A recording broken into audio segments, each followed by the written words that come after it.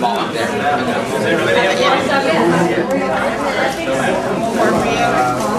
me know when.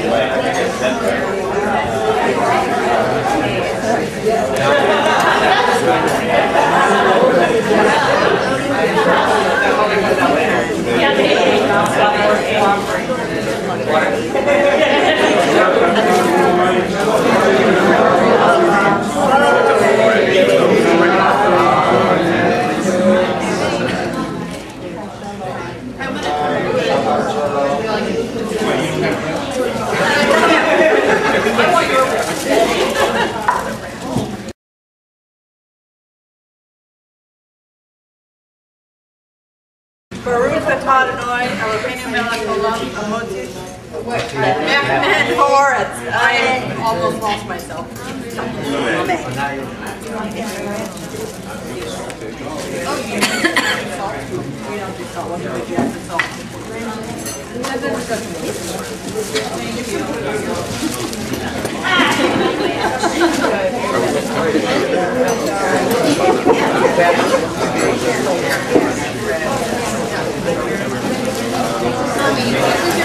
I think they just have to take it out. They did, but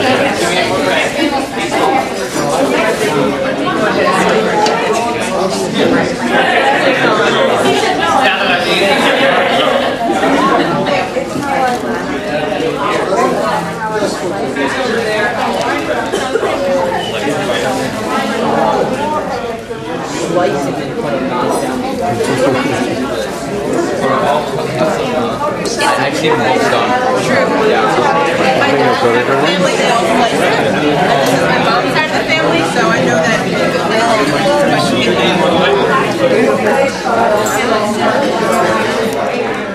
Can we talk? You can if you wish. Why? The big question of the evening is, how are we related? Yes. What part of it? Who is your grandmother? Not Paul. I'm Caroline. Oh, you're Caroline. Okay. Yes. Now, you're not related to her. I know the Caroline. John Ballon is a Correct. Caroline. Correct. Who are your parents? Actually, I'll pause that while we answer some questions. Yeah.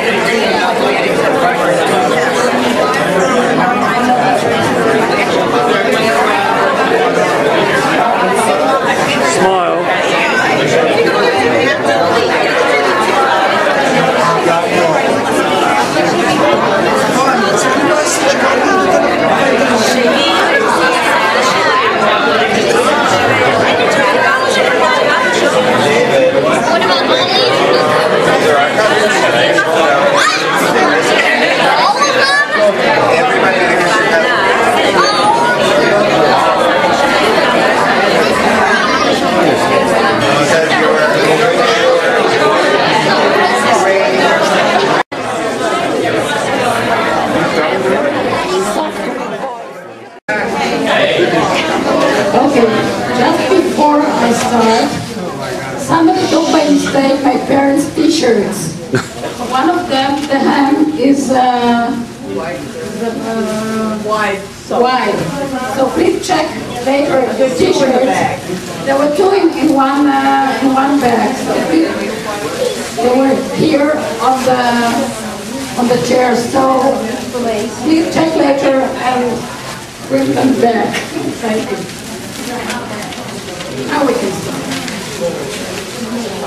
Thank you all for coming. I'm going to read this from my paper because otherwise I'll forget half of what I wanted to say. And I'm really excited, better this way.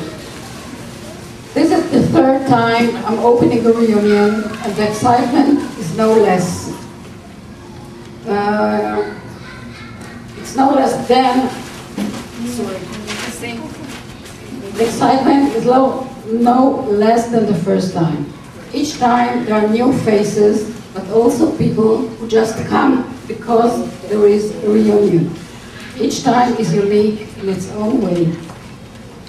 I'm not sure if you're aware of the immense work that organizing such a reunion entails.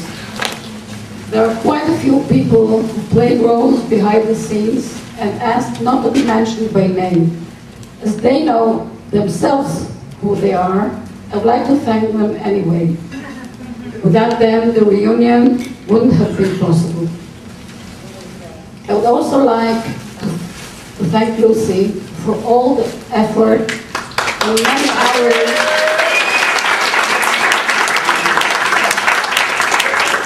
hours she invested in producing the reunion, paying attention to every little detail.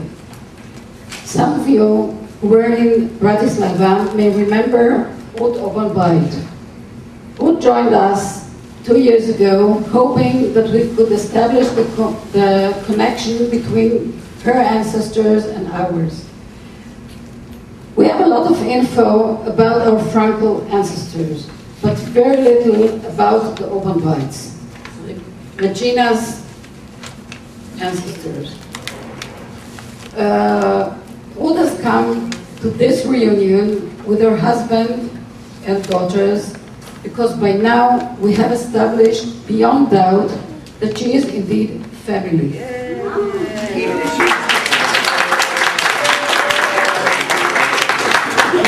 My mother and Ruth took a DNA test last spring that proved the connection.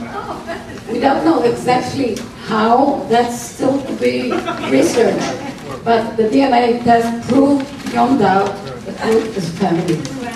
So I would like to welcome Ruth and her family officially.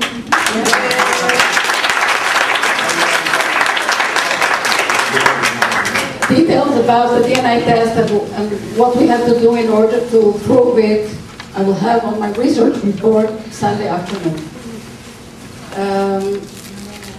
One other thing. I'm sure that all of you saw Regina's portrait here. There is one detail. My mother is the only one who still saw this portrait in Bratislava before it was brought to the States. So, just a unique detail. I hope that you enjoy your time during this weekend and find the family experience moving and unique. Thank you. Thank you so much.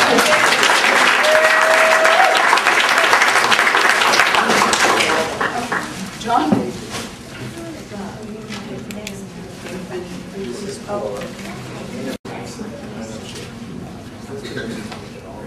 You need it, John. I wrote this 2 months ago, and I don't remember what I wrote. So I'm also not very good at presenting from written material. So if you'll excuse me, I'll just wing it and hope that I make the points which I want to make. John. Can you hear me? No, please, if you can. Can you hear me? Yes. Good. I don't want to talk that way, distorts terribly. Kind of strong. I'll talk this way, it'll be distorted, but what are you going to do? Okay.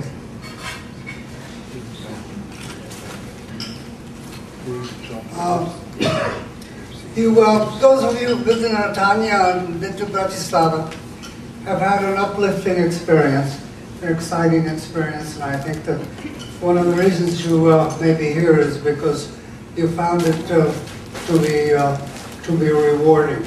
There's something different about tonight, though, and that is that we have. That was what? It's being recorded. What? It's being recorded.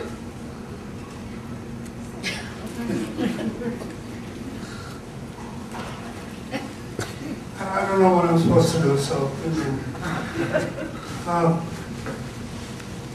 One thing that I wanted to say before the comments that I had intended to make was that there's something very different about the reunion that we're having tonight. which is that I see a lot of young people, a lot of people, a generation just behind the old guys that were sort of the original organizers of this thing. And even more importantly, we see kids. I mean, we really have like 10 little kids here. Very, very, very important. And more important than you can imagine. You know, it's very well and good for all the 70-year-olds to gather every once in a while and exchange stories. And but that sort of dries out after a while. And to have the kids grow up with it, and to have the kids appreciate what's going on would be very important. So those parents and those grandparents who thought to take the trouble to bring the younger people, I would like to personally thank very much for your thoughtfulness and for what I think is a very important contribution that you've made to this ongoing effort. Give you a little hand for that.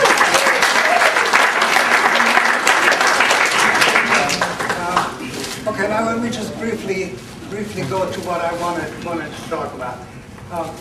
The notion that I wanted to mention was that a reunion like this, or a meeting like this, really has to have a theme of sorts.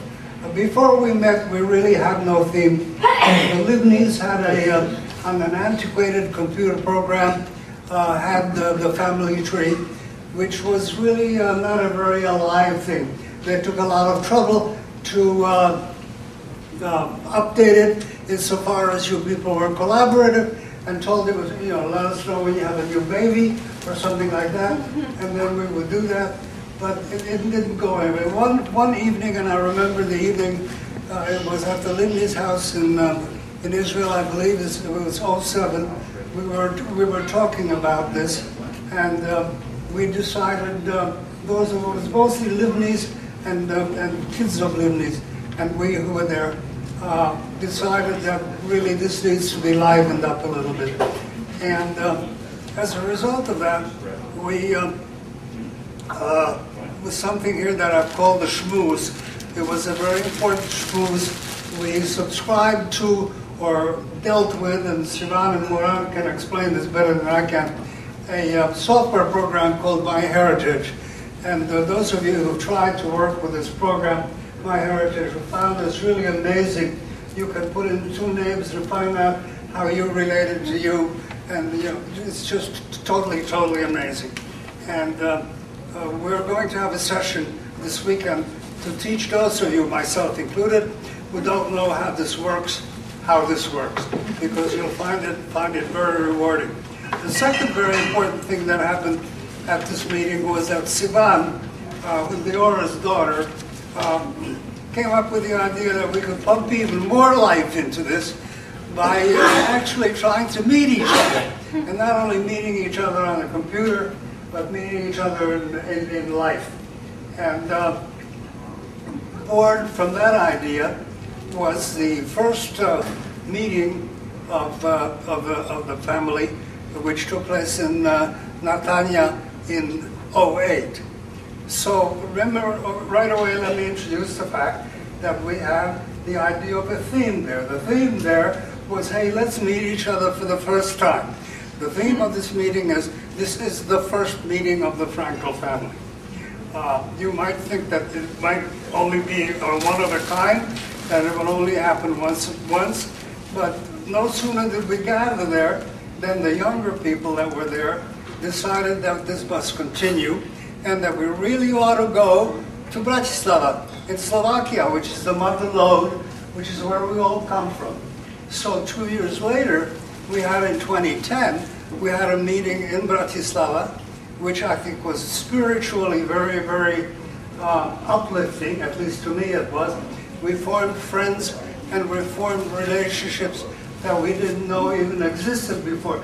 Not only did we meet people that we didn't know, but our relationship with some people that we did know that may have been weak, and you know, a Hanukkah card once a year really became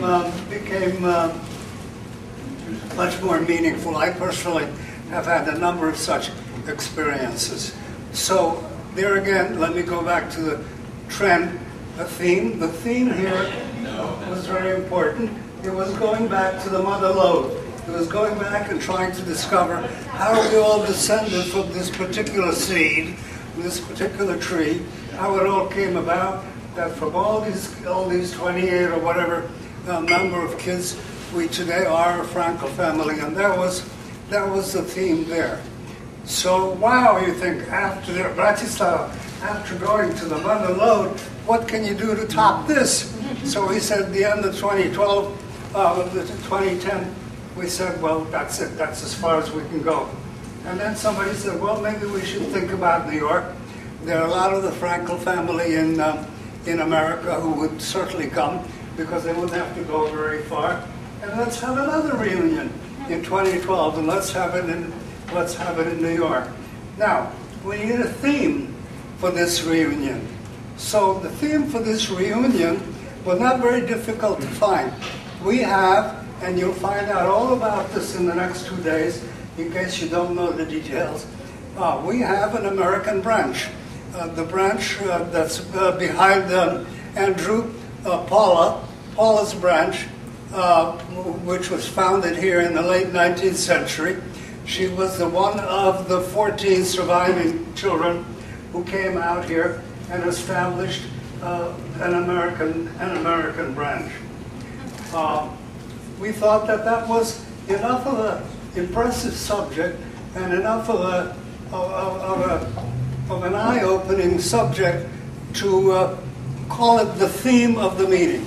So you might say, if you're looking for a theme while you're sitting here, it's to understand the founding, the establishment, the existence, and the accomplishments of the American branch. There are 2 sub-themes to this, which you'll find out again more about this weekend. One of them is the existence, or was the existence, I should say, of the Weiss and Clough Company. A great deal has been archived about the existence of the Weiss and Clough Company, and a lot of people, as a matter of fact, the New York Historical Society has taken this material and archived it in the most impressive manner. I've only seen it once, but some of my relatives have seen it more than once, and actually worked with it extensively. So we have an example of an industrial corporation that comes alive from a pushcart start to becoming a major player in the American industry at the end of the 19th and the beginning of the 20th century. You'll hear a good bit about this. It's very interesting. It's the story of the Weiss and Clough Company, which was established by the Paula branch. So again, it's a theme. And the final bit of that is we wanted to show you a little bit that was not very easy to do. We wanted to show you a little bit of the immigration experience. And on Sunday, we'll try to, by means of a bus trip, short bus trip, we'll try to show you what it might have been like to come here in 1890 and not to have any money, and to try to start a company and to create a livelihood.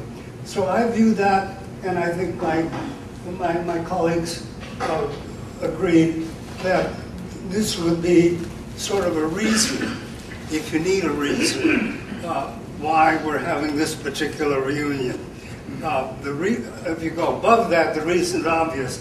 This is our 3rd reunion. Each one gets better than the one before. Each one gets better organized than the one before. We have people like Leora who don't sleep for 6 months, who just work on this.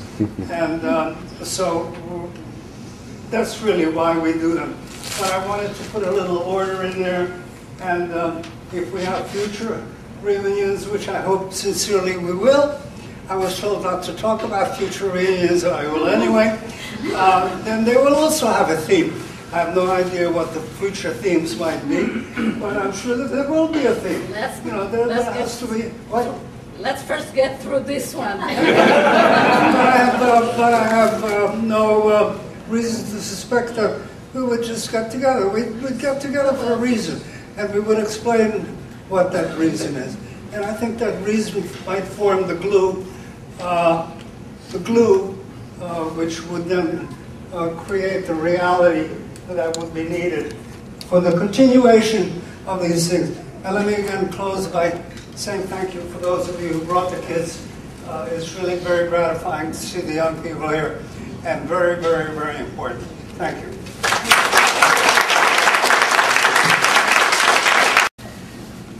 First, an important detail. The restrooms are that way.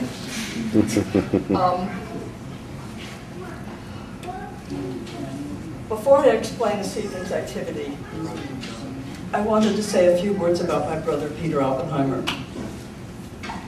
Many of you know, and some of you don't, that he died very suddenly in the Frankel days, 4 weeks ago, of a heart attack. What you may not know is how much he was looking forward to this reunion. He had a wonderful time in Bratislava 2 years ago and thoroughly enjoyed the family members he met there. He was helping with the research for this gathering, both on the computer and at the New York Historical Society, where we searched the Weiss and Cloud business records that John mentioned. He was a wonderful, compassionate person, open to all, and giving freely of his knowledge. And as my brother Daniel said, before there was Google, there was Peter. And giving freely of his heart. And I just wanted people here to know how much he was looking forward to being with all of you this weekend.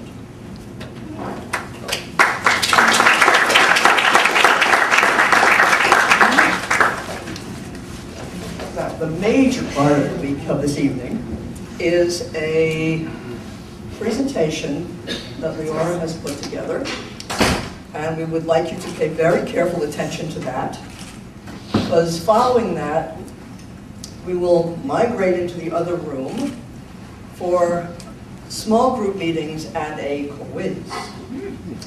Now, those of you who have your name tags, most of you who have a color on the back of it, a colored dot. And there will be tables out there with colored dots on them.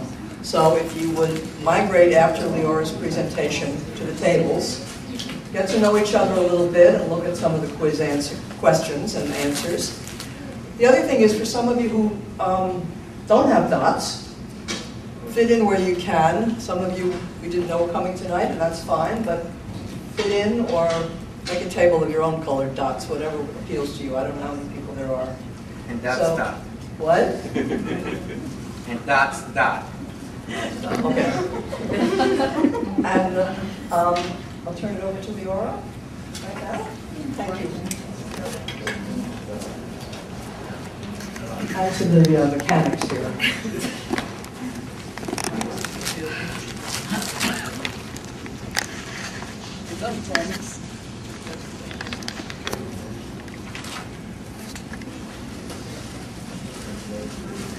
The information for the quiz will be in that presentation, but also on the banners. So you're invited to go back and forth with the quiz to look for answers or remember them from the presentation. Once upon a time, many, many years ago, in the old country, there lived a couple.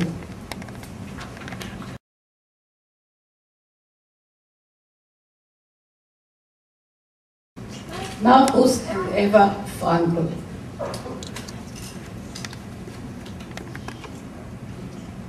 They lived in a little place called Mlieczno, near Shamorin, not so far from Pressburg, Pozsony, Bratislava. That was for Robbie. The family was well-to-do. They owned the first electricity plant and the flour mill in Shamorin.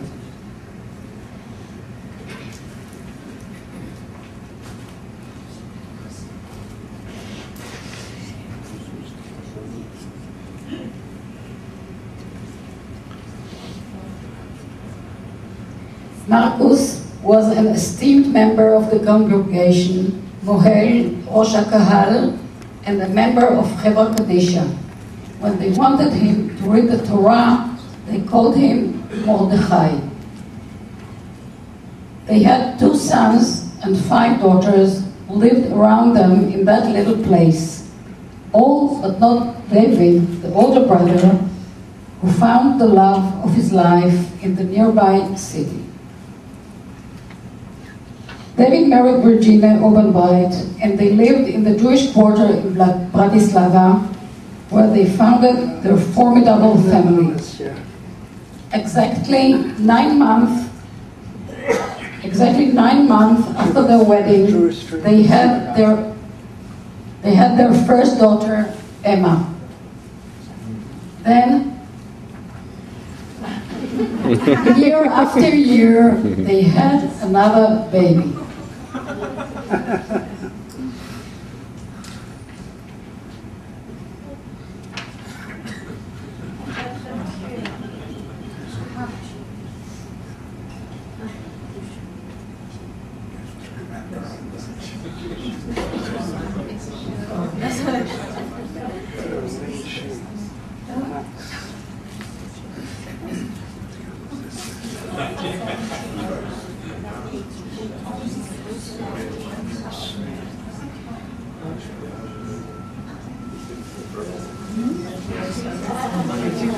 All in all, 28 children in 28 years. There were no twins among them. This proved to be too strenuous for David. When Regina was pregnant in 1882, he passed away.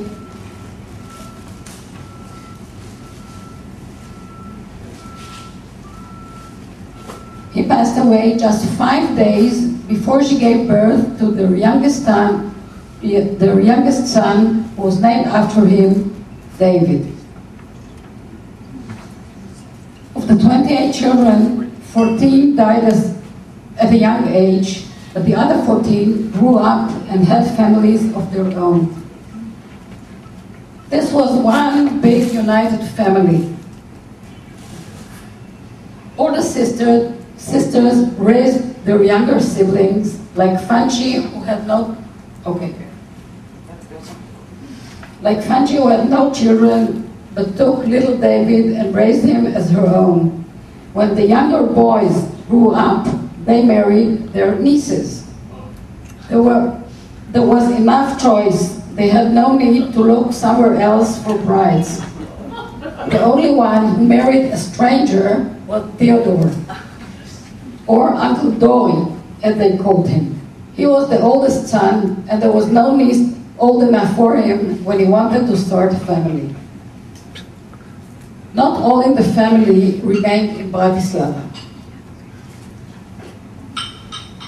Some went to live in Vienna, others in Budapest. This formed a triangle within which all the family lived. They visited each other and remained in close contact. In March 1892, the family underwent a historical change. Just a few months after her marriage to Ignaz Weiss, Paula and her husband immigrated to the United States. These were the days of the mass immigration from Europe to the land of unlimited opportunities, but for the Frankel family, it was a huge step. Paula maintained very close contact with her parents and her siblings.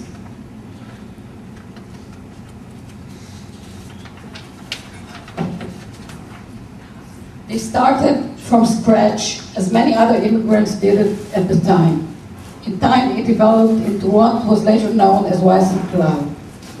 Paula leaving for America was the first step. Almost 20 years later, when she was already established and married to Nathan, her younger brother Alfred followed her to New York and joined the firm as well. Then, the last one to break the famous triangle was the youngest daughter, Adele, who got married and moved to a small town northeast of her hometown. German and Hungarian were the main languages spoken by the family, while they had to also know some Slovak to be able to communicate with the staff at home, in the market, at the shops. Those who emigrated quickly learned English and used it in their daily life. Time went by. Berta got married and had a daughter, Nella.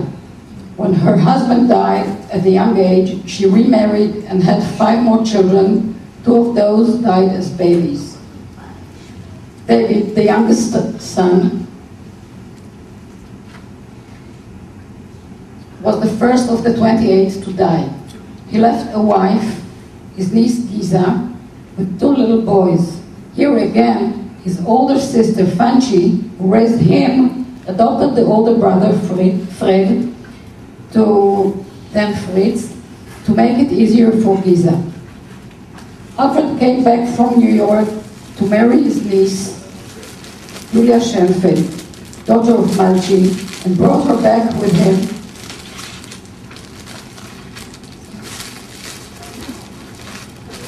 to New York. Everybody else got married, had children, and the family grew and remained united. Regina died at the age of 82, leaving a remarkable family behind. Years have passed. Dark clouds started looming over Europe. Some family members fled in time, others remained and suffered the horrors of the Second World War. Moreover, more family left Europe, some for America, others to Israel, and even to Australia. As a result, Carolina's family is scattered today over 4 continents.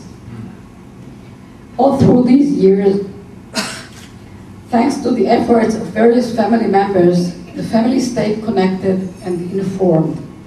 The renewed interest and connections within the family has started in 2007, together with the family site.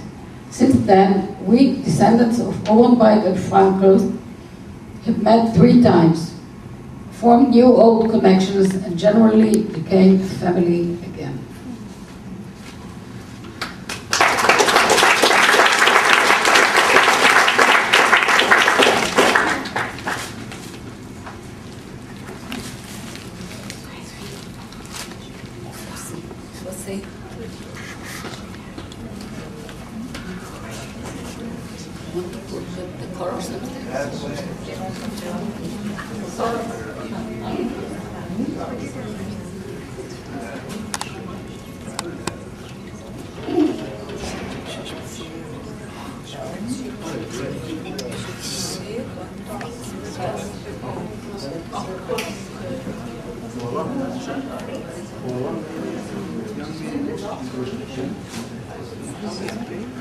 To where we had dinner, each of you will find the color. Afterwards, we are going to present, just a minute, hold 1 more minute. We are going to present again the Oppenheimer film, which we had in Israel and in Bratislava because there was a demand for it. It's a short film, old film, and really something very unique. Apart from that, we will meet here tomorrow, 10 o'clock, for the rest of the program. By the way, I'm not sure that all of you are aware, breakfast or lunch are not included in the package. So if you want breakfast, you can have it downstairs or outside the hotel. Lots of restaurants. But it is not included in the package.